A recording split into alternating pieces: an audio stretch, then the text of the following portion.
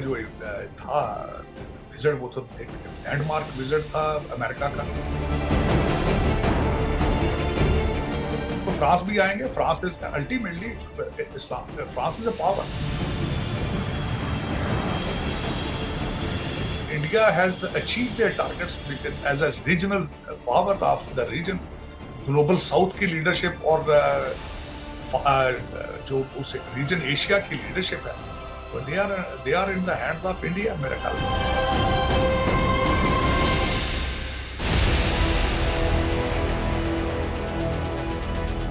America के बाद हिंदुस्तान का डंका यूरोप में भी बजने जा रहा है। प्रधानमंत्री नरेंद्र मोदी के फ्रांस दौरे से चीन की नींद उड़ी हुई है, क्योंकि अपने फ्रांस दौरे में पीएम मोदी समंदर में चीन की दादागिरी पर विराम लगाने का पूरा इंतजाम करने जा रहे हैं।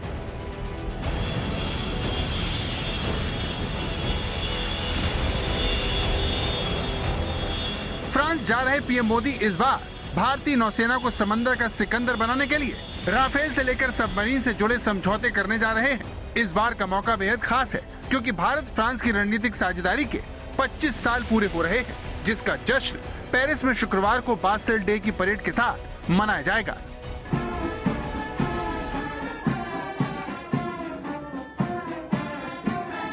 फ्रांस के राष्ट्रपति मैक्रो के बुलावे पर पेरिस आ रहे PM Modi Bastille day parade के मुख्य अतिथि हैं।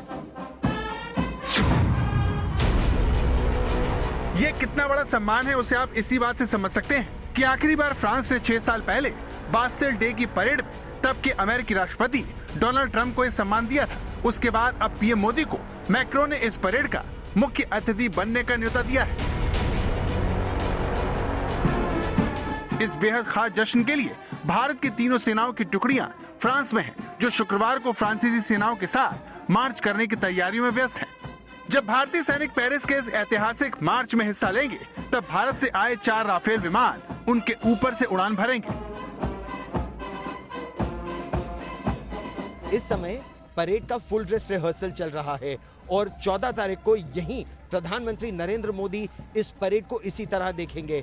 आज तक इकलौता चैनल है जो फ्रेंच आर्मी के साथ इस समय उस परेड का हिस्सा है, जिसमें आप देख सकते हैं कि भारतीय सेना, नौसेना, वायुसेना और आर्मी का बैंड इस मार्च पास्ट का हिस्सा है। और सारे जहां से अच्छा की धुन आप सुन सकते हैं, सारे जहां से अच्छा हिंदुस्तान हमारा। और भारतीय सेनाओं की इस चुस्त मार्च ने, इस चटक चाल ने न केवल यहां पर लोगों का मन मोह लिया है, बल्कि फ्रेंच सेना का भी मन मोह लिया है। और बास्टिल डे की इस परेड में भारतीय सेना का हिस्सा होना भारत और फ्रांस के लगातार मजबूत होते संबंधों को दर्शाता है। चीन की इस दौरे पर खास नजर होगी, क्योंकि इस दौरान नौसेना के लिए फ्रांस से 26 रफाल एम जेट विमान खरीदे जाने का सौदा होना है। रफाल एम फाइटर जेट समुद्री एरिया में हवाई हमले के लिए विशेष तौर पर डिजाइन किए गए हैं। इन्हें सबसे पहले स्वदेशी एयरक्राफ्ट कैरियर INS विक्रांत पर तैनात किया जाएगा। रफाल एम फाइटर के अलावा कलवरी क्लास की 3 और पनडुब्बियों का भी सौदा होना है। वहीं AMCA यानी उन्नत मध्यम लड़ाकू विमानों के इंजन को साथ मिलकर बनाने की डील भी हो सकती है। The role of France in enabling India's capacities to increase, but also in fulfilling its ambition of an Atmanirbhar defense industry. All of these will be, I'm sure, subjects of great discussions between Prime Minister and President. Bharat ने इससे पहले France से वायुसेना के लिए 36 Rafale खरीदे थे, जो 59,000 करोड़ रुपए का सौदा था, जबकि इस बार 90,000 करोड़ रुपए की डील हो रही है। हर साल इसमें ये एक्सरसाइजेस में हम लोग पार्टिसिपेट करते हैं। इसी के साथ में कैपेबिलिटी डेवलपमेंट साइड में फ्रांस और इंडिया के बीच में ये एक काफ़ी ये एंडेवर्स हैं कि हम लोग को डिज़ाइन डेवलपमेंट के ऊपर गौर करें। पीएम मोदी के इस दौरे में सबकी नजरें भारतीय तटों की सुरक्षा को और मजबूत करने की दिशा में बेहद अहम रफाल एम पर होगी, जो भारत में मौजूद रफाल फाइटर जेट से भी ज्यादा आधुनिक है। ये 15.27 मीटर लंबा, 10.80 मीटर चौड़ा, 5.34 मीटर ऊंचा है। इसका वजन 10,600 किलो है। रफ्तार 1,912 किलोमीटर प्रति घंटे की, तो इसकी रेंज 3,700 किलोमीटर की है। ये 50,000 फीट ऊंचाई तक उड़ता है। इस लड़ाकू विमान को एंटी शिप स्ट्राइक के लिए सबसे ज्यादा उम्दा माना जाता है, जिसे न्यूक्लियर प्लांट पर हमले के लिए खास तौर से डिजाइन किया गया है। इसीलिए राफेल मरीन फाइटर जेट से दुश्मन ठर्राता है। भारतीय नौसेना और वायुसेना ने 6 महीने पहले गोवा में इस युद्धपोत की मौजूदगी में युद्ध अभ्यास किया था, जिसके बाद राफेल एम को खरीदने का फैसला किया गया।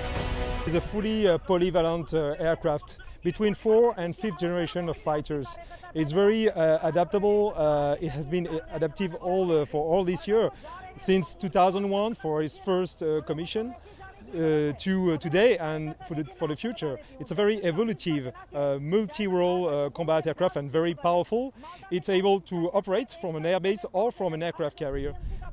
So it's very polyvalent. इस डील के बाद भारत की हिंद महासागर में क्षमता निश्चित रूप से बढ़ेगी, जिसका ऐलान फ्रांस के नेशनल डे यानी बास्टिल डे के दिन होगा, जिसे फ्रांस में क्रांति की घटना के अहम दिन के तौर पर मनाया जाता है।